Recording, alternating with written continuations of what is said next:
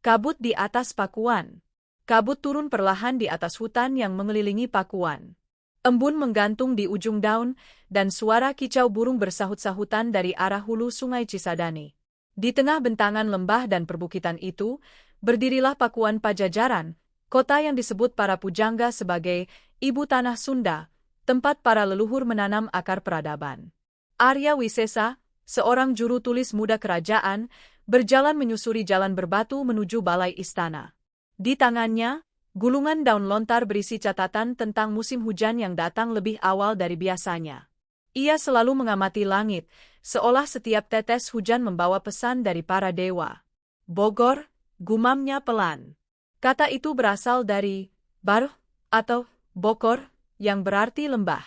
Tapi bagi Wisesa, kota ini lebih dari sekadar lembah, ia adalah rahim peradaban yang disirami hujan. Raja Sri Baduga Maharaja, atau dikenal juga sebagai Prabu Siliwangi, memerintah dengan kebijaksanaan. Ia membangun Pakuan dengan tata kota yang teratur, diapit oleh dua sungai besar, Ciliwung dan Cisadane, agar rakyat mendapat air yang cukup. Bagi Sang Prabu, air adalah berkah, dan hujan adalah tanda kasih bumi kepada manusia. Namun, di balik kesejukan hujan, ada kabut rahasia. Para tetua kerajaan berbisik bahwa hujan yang tak kunjung reda adalah pertanda sesuatu, mungkin restu, mungkin peringatan. Wisesa mencatat semuanya di lontarnya. Langit Pakuan menangis, tapi bukan karena sedih. Ia mengingatkan manusia agar tak lupa tanahnya. Suatu hari, Wisesa dipanggil ke taman istana. Di sana, Prabu Siliwangi sedang menatap langit mendung. Wisesa, katanya lembut, hujan ini tak sekadar air. Ia adalah saksi. Bila kelak Pakuan lenyap, maka hujanlah yang akan menjaga namanya. Wisesa menunduk hormat. Ia tahu, kata-kata itu bukan sembarang pesan. Dalam diam, ia berjanji akan menjaga kisah Pakuan, agar tak hilang ditelan zaman, sebagaimana hujan tak pernah berhenti meski awan berganti. Malam itu, di balik kabut Gunung Salak, Wisesa menulis pada lontar terakhirnya. Pakuan akan berubah. Tapi selama langit menurunkan air, roh Pajajaran akan hidup dalam setiap tetes hujan. Ratusan tahun kemudian, ketika nama Bogor mulai dikenal, para peneliti dan penjajah asing menatap ke langit dan bertanya-tanya, mengapa hujan selalu turun di kota ini? Mereka tak tahu, mungkin yang turun bukan sekadar air, tapi air mata sejarah, doa dari masa lalu yang masih berbisik di balik rintik. Dan di antara pepohonan kebun raya yang kini tumbuh di atas reruntuhan Pakuan, seseorang berdiri dengan wajah mirip Wisesa, keturunannya, Arya Wirya, seorang penulis muda di abad ke-19 yang akan melanjutkan kisah ini. Hujan kembali turun, seperti biasa. Tapi kali ini, ia bukan sekadar cuaca, ia adalah warisan. Ketika petir menyambar Pakuan, langit di atas Pakuan malam itu berwarna kelabu tua. Awan bergulung dari arah barat, membawa kilat dan suara gemuruh yang mengguncang lembah. Di istana batu yang kini mulai retak oleh waktu, Arya Wisesa menatap dari serambi, sementara angin membawa bau lembab tanah yang baru tersentuh hujan pertama musim ini. Tanda-tanda itu sudah lama diramalkan. Para pendeta kerajaan sering berkata bahwa pohon hanjuang di tengah alun-alun akan layu bila masa kejayaan Pajajaran berakhir. Dan kini, daun-daun pohon itu mulai mengering, meski hujan tak berhenti turun. Langit marah, Wisesa, ujar Prabu Siliwangi, berdiri di sisi juru tulis kepercayaannya. Suara sang raja berat, tapi matanya tetap teduh. Kita telah lama menjaga tanah ini, tapi manusia sering lupa, bumi tak bisa dipaksa untuk setia. Wisesa menatap langit. Ia tahu, badai yang akan datang bukan sekadar cuaca. Ada kabar dari utara, pasukan-pasukan yang tak lagi tunduk pada Pajajaran mulai menyerang desa-desa di tepi sungai.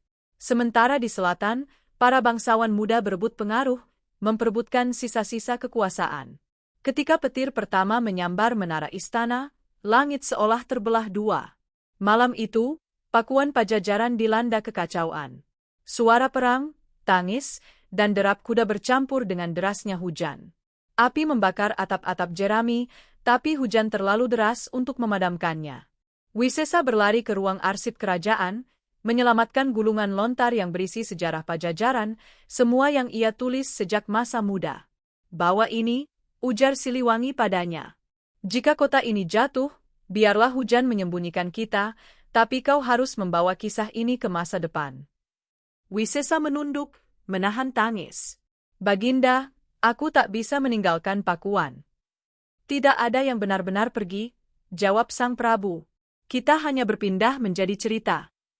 Dengan berat hati, Wisesa melarikan diri melalui jalan rahasia di bawah tanah, lorong yang menghubungkan istana dengan tepi Sungai Ciliwung. Di atas, petir terus menyambar, seolah langit sedang menandai akhir dari sebuah era. Ketika ia menoleh untuk terakhir kali, ia melihat bayangan Prabu Siliwangi berdiri di tengah hujan, di antara api dan kabut. Konon, sang raja lalu menghilang ke arah Gunung Salak, bersama para pengikut setianya, bukan mati, tapi moksa, menyatu dengan alam. Dan sejak malam itu, setiap kali kilat menyambar puncak gunung, orang-orang percaya bahwa Siliwangi sedang berbicara dengan langit. Wisesa bersembunyi di lembah yang kini dikenal sebagai Ciomas, hidup di antara rakyat yang tersisa. Ia menulis di atas daun lontar terakhir yang tersisa. Ketika petir menyambar Pakuan, bukan hanya istana yang runtuh, tapi ingatan manusia ikut terbakar. Hanya hujan yang tetap setia, menutupi luka-luka tanah ini. Bertahun-tahun kemudian, kota itu benar-benar hilang. Reruntuhannya ditelan hutan, jalan batunya dikubur lumpur, dan nama Pakuan perlahan lenyap dari peta. Namun, hujan terus turun, seolah langit menolak melupakan. Ratusan tahun berlalu. Pada abad ke-17, ketika bangsa asing datang dan menemukan tanah yang subur di kaki Gunung Gede, mereka menyebut tempat itu Buitenzorg, tempat yang tenteram. Padahal di bawah tanah yang mereka injak, tulang dan runtuhan Pakuan masih tidur di bawah hujan. Dan di antara mereka, seorang penulis muda dari tanah Sunda, bernama Arya Wirya, keturunan Jauh Wisesa, mulai menulis catatan kecil tentang kampung halamannya. Ia tak tahu dari mana ia mewarisi cinta aneh pada langit yang selalu basah, tapi setiap kali hujan datang, ia merasa seperti mendengar suara bisikan. Jaga kisah ini, karena Bogor bukan sekadar kota. Ia adalah warisan air. Malam itu, Wirya duduk di bawah lampu minyak, menulis dalam bahasa Belanda dan Sunda kuno tentang kota yang dulu disebut Pakuan. Di luar, hujan turun lembut, seperti air mata masa lalu yang mencari namanya kembali. Buitenzorg, kota di bawah kendali kolonial. Pagi di Buitenzorg tahun 1745 terasa lembab dan sejuk. Kabut masih menggantung di antara pepohonan besar, sementara dari kejauhan terdengar kokok ayam dan suara lonceng kuda milik pasukan Belanda yang melintas di jalan berbatu. Di bawah pohon flamboyan, seorang pria muda berdiri menatap istana gubernur jenderal yang sedang dibangun. Wajahnya campuran antara Sunda dan Belanda, mata hitam lembut tapi penuh gelora. Namanya Arya Wirya. Ia adalah keturunan jauh dari Arya Wisesa, sang juru tulis Pakuan Pajajaran yang dulu melarikan diri di tengah hujan dan petir. Dalam dirinya, darah Sunda masih mengalir deras, tapi zaman telah berubah. Kini tanah yang dulu disebut Pakuan itu dinamai Buitenzorg, tanpa kekhawatiran, oleh para pejabat kolonial. Ironis, karena di bawah kesejukan kota ini, tersimpan luka panjang sejarah yang belum sembuh. Wirya bekerja sebagai penerjemah di rumah administratur Belanda, Tuan van der Velde, seorang pria berwibawa yang menganggap dirinya penguasa sejati Bogor. Setiap hari Wirya menulis laporan, menerjemahkan surat, dan diam-diam menyalin kisah leluhurnya dalam buku catatan kulit coklat yang selalu ia sembunyikan di balik meja kayu. Ia menulis dengan pena baja, tapi jiwanya masih setia pada lontar dan hujan. Bogor ini indah, kata van der Velde suatu pagi sambil menatap kebun raya yang baru dibangun. Tanahnya subur, udaranya sejuk, hujannya abadi. Tak heran orang Belanda menyukainya. Wirya hanya tersenyum. Dalam hati, ia tahu bahwa yang mereka sebut indah adalah tempat para leluhurnya dulu berperang dan berdoa. Ia sering berjalan ke daerah Batu Tulis, tempat reruntuhan batu dengan prasasti kuno berdiri, sisa-sisa Pakuan Pajajaran. Di sana, ia merasakan getaran aneh. Hujan selalu turun lebih deras di tempat itu, seolah langit sedang menulis ulang kenangan di atas batu. Suatu hari, ketika badai datang dari arah Gunung Salak, Wirya menulis dalam buku catatannya. Buitenzorg mungkin damai di mata mereka, tapi bagi kami, Hujan ini adalah bahasa leluhur. Ia mengingatkan bahwa sebelum ada kebun botani dan istana kolonial, di sini pernah berdiri pakuan yang agung. Pada malam yang sama, ia mendengar percakapan rahasia antara para buruh pribumi. Mereka berbicara tentang perlawanan, tentang menolak kerja paksa di kebun kopi dan kina yang baru dibuka Belanda di sekitar Ciawi. Wirya ragu, tapi darah Wisesa berdesir dalam nadinya. Ia tahu, setiap cerita yang tak ditulis akan lenyap. Maka ia mulai mencatat semuanya, nama-nama petani, tanggal, tempat, dan cara mereka melawan diam-diam di balik hutan hujan. Beberapa minggu kemudian, berita itu sampai ke telinga Van der Velde. Ia memanggil Wirya. "Apakah kau tahu siapa yang menulis laporan ini?" tanyanya dengan nada curiga. Wirya menunduk. "Saya hanya mencatat hujan, Tuan." Van der Velde tertawa pendek. "Hujan? Orang seperti kau memang aneh. Tidak pernah puas dengan langit." Tapi setelah pertemuan itu, Wirya mulai diawasi. Rumahnya digeledah. Buku catatannya hampir ditemukan, tapi berhasil ia sembunyikan di bawah akar pohon beringin tua di tepi sungai Cisadane. Dan pada malam terakhir sebelum ia menghilang, mungkin ditangkap, mungkin pergi, ia menulis kalimat terakhir. "Aku tak tahu apakah Buitenzorg ini akan tetap bernama demikian. Tapi aku yakin, kota ini akan terus diingat lewat airnya. Bila suatu hari hujan turun tanpa henti, mungkin itu cara leluhur memanggil kita pulang." Tahun-tahun berlalu. Kolonialisme terus menanamkan akar. Kebun raya tumbuh megah, Istana Bogor menjadi simbol kekuasaan, dan para pejabat Eropa menjadikan Bogor tempat peristirahatan mereka dari panas Batavia. Namun di antara pepohonan terembesi dan pohon kelapa raksasa, ada bisikan yang tak pernah hilang, cerita tentang seorang penerjemah yang menulis hujan dan menghilang tanpa jejak. Konon, pada malam-malam tertentu ketika petir menyambar Gunung Salak dan hujan turun tak berhenti, penjaga istana sering melihat bayangan seseorang berjalan perlahan di halaman belakang. Ia memakai pakaian lusuh, membawa buku, dan berhenti di bawah air hujan sambil menulis di udara dengan jari. Orang-orang menyebutnya penulis dari masa hujan, mungkin roh, mungkin legenda. Tapi bagi sebagian warga Bogor, itu bukan sekadar hantu, melainkan simbol. Pengingat bahwa di balik kenyamanan kolonial, ada sejarah yang basah oleh air mata dan keberanian. Dan di antara cucu-cucu Wirya, lahir seorang anak kecil bernama Arya Rendra, yang kelak hidup di masa revolusi dan meneruskan kisah keluarganya tentang tanah yang selalu disiram hujan. Hujan di masa revolusi. Tahun 1943. Bogor tak lagi disebut Buitenzorg oleh orang Belanda, Jepang telah datang dan menguasai kota ini. Istana megah di tengah kebun raya kini jadi markas militer. Di bawah bayang-bayang Gunung Salak, Arya Rendra, pemuda berusia 22 tahun, berdiri di bawah hujan, menatap langit kelabu yang sama yang pernah disaksikan leluhurnya berabad-abad silam.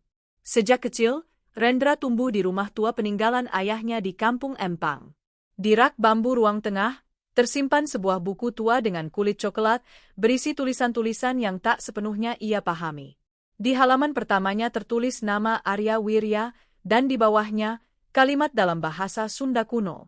"Jaga kisah ini, karena hujan adalah penjaga waktu." Ia sering membacanya sambil mendengar bunyi rintik hujan di atap seng. Ibunya mengatakan, buku itu diwariskan turun-temurun dari leluhurnya yang dulu menjadi penulis kerajaan Pajajaran. "Darahmu berasal dari penulis langit," kata sang ibu, "maka jangan biarkan sejarahmu kering." Namun, di masa perang, menulis bisa berarti mati. Jepang memaksa rakyat bekerja paksa di perkebunan dan rel kereta. Kota Bogor yang dulu damai kini berubah jadi tempat penjagaan ketat. Rendra bekerja sebagai juru tulis di markas Jepang, mencatat data pekerja Romusha. Tapi diam-diam, di balik lembaran laporan, ia menulis nama-nama mereka yang hilang, korban perang, rakyat yang lenyap tanpa kabar. Malam hari, ia menulis di buku leluhur itu dengan tinta dari arang dan air hujan. Ia menulis bukan untuk dirinya, tapi untuk masa depan, agar kisah Bogor tak tenggelam dalam genangan darah dan air mata. Suatu malam di tahun 1945, ketika guntur menggema dari arah Gunung Gede, Rendra mendengar kabar bahwa Jepang telah kalah. Orang-orang bersorak di pasar, mengibarkan kain merah putih buatan sendiri. Tapi kegembiraan itu tak lama. Pasukan Belanda kembali, dan pertempuran pun pecah di berbagai penjuru. Bogor menjadi kota persinggahan pejuang. Di ganggang sempit Sukasari, di balik kebun kopi dan pohon-pohon besar kebun raya, para pemuda menyembunyikan senjata. Rendra bergabung diam-diam. Ia bukan tentara, tapi ia tahu, kekuatan sejati ada pada pena dan ingatan. Dalam satu operasi rahasia, ia membawa pesan dari Bogor menuju Cianjur melewati hutan basah. Hujan turun tanpa henti selama 3 hari 3 malam. Ia berjalan tanpa payung, membawa buku leluhur itu dalam bungkusan kain. Setiap kali lelah, ia membuka sedikit halaman dan membaca doa Prabu Siliwangi yang tercatat dalam naskah itu. Jangan biarkan hujan berhenti sebelum tanah ini merdeka. Ketika akhirnya Indonesia memproklamasikan kemerdekaan, Rendra berada di pinggir kota, di bawah langit hujan. Ia menatap ke arah Istana Bogor yang kini menjadi milik bangsa sendiri. Air mata bercampur hujan di pipinya. Namun perjuangan belum selesai. Belanda kembali mencoba merebut kota ini. Pertempuran pecah di tepi sungai Cisadane. Rendra menulis di tengah peluru, mencatat nama-nama pejuang yang gugur. Salah satu dari mereka, sahabatnya sendiri, Darsa, anak petani dari Ciomas. Jika aku mati, tulislah namaku di antara hujan, kata Darsa sebelum gugur. Agar kelak anak-anak tahu, darah kami jatuh bersama air langit. Rendra selamat, tapi luka di kakinya membuatnya pincang seumur hidup. Ia kembali ke rumah tua di Empang, menatap buku warisan yang kini mulai lembab karena air dan usia. Ia membuka halaman terakhir dan menulis. Dari Arya Wisesa, juru tulis Pajajaran. Dari Arya Wirya, penulis di bawah penjajahan. Kini aku, Arya Rendra, saksi hujan kemerdekaan. Bila suatu hari Bogor menjadi kota modern, ingatlah, di bawah setiap tetes airnya, ada darah dan tinta yang menyatu. Puluhan tahun berlalu. Tahun 1960-an, Rendra sudah tua. Ia sering duduk di beranda rumah, menatap langit yang masih sama lembabnya. Anak-anak muda di sekitar rumahnya sering menertawakannya saat ia berkata, Bogor bukan kota biasa. Ia lahir dari hujan yang tak pernah berhenti membawa pesan. Dan ketika Rendra meninggal di suatu sore berawan, hujan turun dengan derasnya. Buku tua warisan keluarga itu ia titipkan kepada cucunya, Saras Aryaningrum, seorang gadis muda yang mencintai sejarah dan menulis di sekolahnya tentang asal-usul kota hujan. Malam setelah pemakamannya, Saras membuka halaman terakhir buku itu. Tulisan tangan Rendra tampak pudar, tapi masih bisa terbaca. Ia membaca pelan, lalu menatap keluar jendela, ke arah Gunung Salak yang diselimuti kabut. Hujan adalah pesan dari masa lalu. Setiap tetesnya membawa nama kita. Dan seolah menjawab, langit bergemuruh. Petir menyambar lembah jauh di selatan. Saras menutup buku itu erat-erat, menyadari bahwa kisah keluarganya, kisah Bogor, belum selesai. Ia harus menulisnya kembali, dengan pena baru, di zaman baru. Jejak modern kota hujan. Langit Bogor kembali kelabu. Di antara kabut yang turun perlahan dari arah Gunung Gede, lampu-lampu kota berpendar lembut seperti kunang-kunang yang tersesat. Jalanan basah berkilau oleh pantulan lampu kendaraan, dan udara sore membawa aroma tanah yang khas, lembab, segar, dan penuh kenangan. Saras Aryaningrum, cucu dari Arya Rendra, berjalan menyusuri trotoar di sekitar kebun raya Bogor dengan sebuah buku tua di tangannya. Sampulnya coklat, lusuh, dan sebagian halaman telah menguning dimakan waktu. Di dalamnya tersimpan catatan leluhurnya, dari Arya Wisesa hingga Rendra, benang merah yang menghubungkan ratusan tahun sejarah hujan di tanah ini. Saras baru saja lulus kuliah sejarah dari Universitas Indonesia dan kembali ke Bogor untuk meneliti kota kelahirannya. Ia ingin membuat film dokumenter berjudul Jejak Kota Hujan, kisah tentang kota yang selalu basah namun tak pernah padam. Namun semakin ia menggali, semakin ia merasa seolah masa lalu berbicara langsung kepadanya. Suatu sore, ia duduk di bangku batu di tepi danau Kebun Raya, memandangi Istana Bogor di seberang air. Hujan turun perlahan, seperti selalu tahu kapan harus hadir.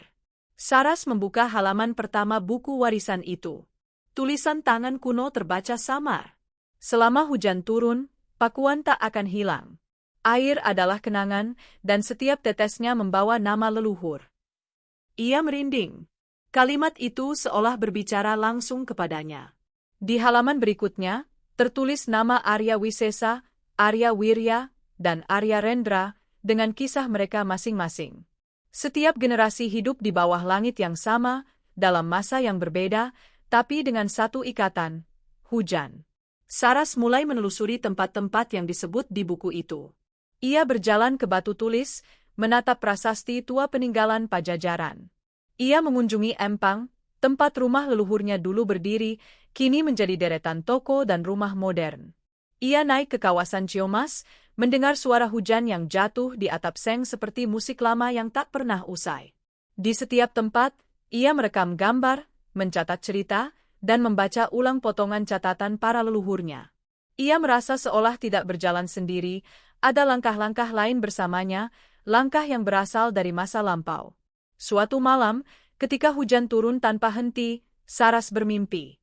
Ia berdiri di tengah hutan, di bawah pohon besar, dan di depannya berdiri 3 sosok samar, seorang pria berpakaian kerajaan, seorang penulis kolonial, dan seorang pemuda revolusioner.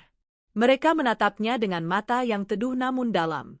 Saras tahu siapa mereka. Wisesa, Wirya, dan Rendra. 3 penjaga waktu, 3 darah yang mengalir di tubuhnya. Tulislah kami lagi, suara Wisesa bergema lembut. Agar anak-anak Bogor tahu, tanah yang mereka injak dulu adalah kerajaan. Tulislah dengan cahaya, tambah Wirya. Karena zamanmu bukan zaman pena dan lontar, tapi gambar dan suara. Dan jangan takut pada hujan, bisik Rendra. Ia bukan gangguan, tapi doa yang jatuh dari langit. Saras terbangun dengan air mata di pipi. Di luar, hujan masih turun. Ia menatap laptop di mejanya, kamera dan mikrofon sudah siap. Tanpa ragu, ia mulai menulis naskah film dokumenternya. Jejak Kota Hujan, kisah dari waktu yang basah. Ia menulis sepanjang malam, diiringi suara deras air di genting. Tentang Pakuan Pajajaran yang hilang di bawah hutan. Tentang Buitenzorg yang tumbuh di tangan kolonial.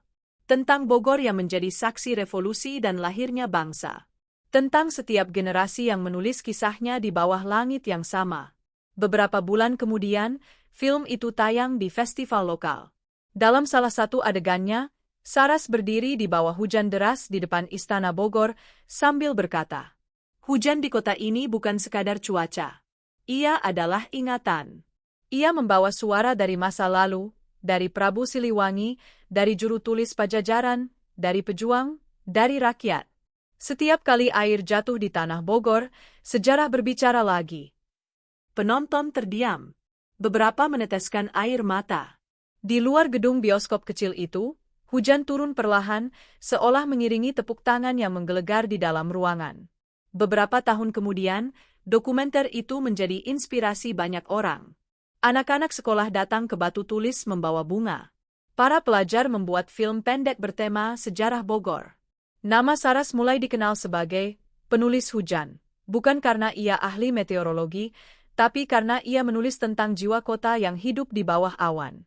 Dan di hari ulang tahun Bogor yang ke-550, ketika langit kembali kelabu, Saras berdiri di depan kamera televisi nasional.